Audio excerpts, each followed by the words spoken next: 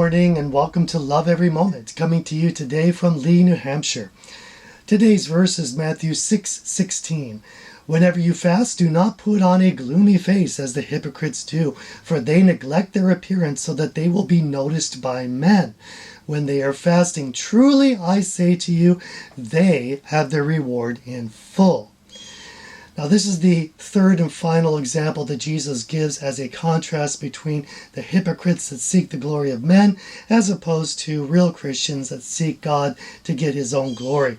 So, first we had giving, and then we had prayer, and now we have fasting. Specifically to the idea of fasting, I'm going to wait till next week when we have the positive example, and we'll talk about fasting in particular then. But this week I'm going to focus more on whose glory are we seeking? Are we seeking man's glory, or are we seeking God's glory? That is the main question here. Let's look at a cross-reference or two. The first one is 1 Thessalonians 2:6.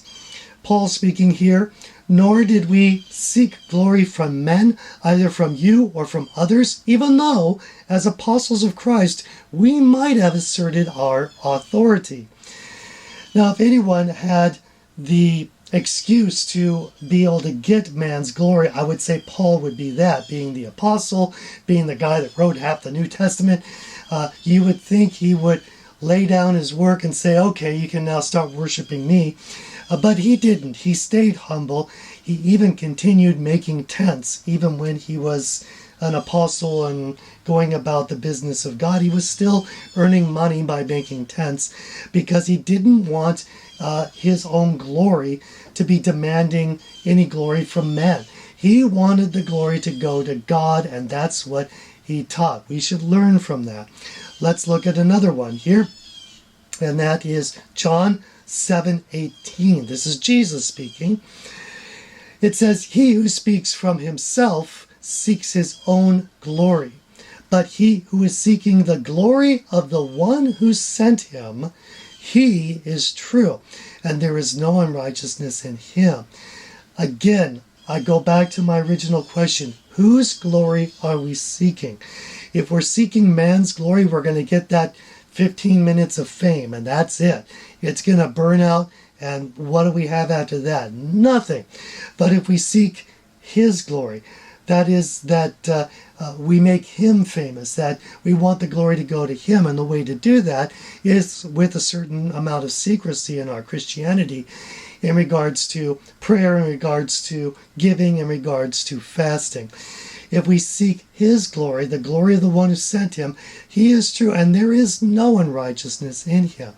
I'm going to suggest that there won't be unrighteousness in us if we're seeking his glory. That is, not that we're perfect, but that we're in the right position, that we're doing exactly what he wants us to do. We should be seeking for God to get the glory on that. Now, on that matter, there may be some other examples where we're seeking our own glory that were not listed here. I could think of in church, maybe someone in worship is waving their hands and dancing and doing all this crazy acrobatics, and that really brings attention to themselves rather than focusing the attention on God. If we want to do all this stuff, maybe at home in our privacy would be the better choice. Or perhaps even something simple like at a church potluck. We really want people to notice our dish. It could be that subtle. Now, is there anything wrong with worshiping in a crazy way? Not necessarily. Is there anything wrong with baking a really good dish for the church potluck? Not necessarily. But seeking man's attention, that's where the issue is. And I have a suspicion that there's going to be a lot of people who are much more highly exalted in heaven because they were in the background, maybe picking up trash at church, or doing church security, or teaching a Sunday school class that no one knows about. Those are the people that God will probably want to honor more because they're seeking his glory. Let's choose to love him and seek his glory, because if we love every moment, we're going to love every moment. I'm your average wretch, and I hope you have a great week.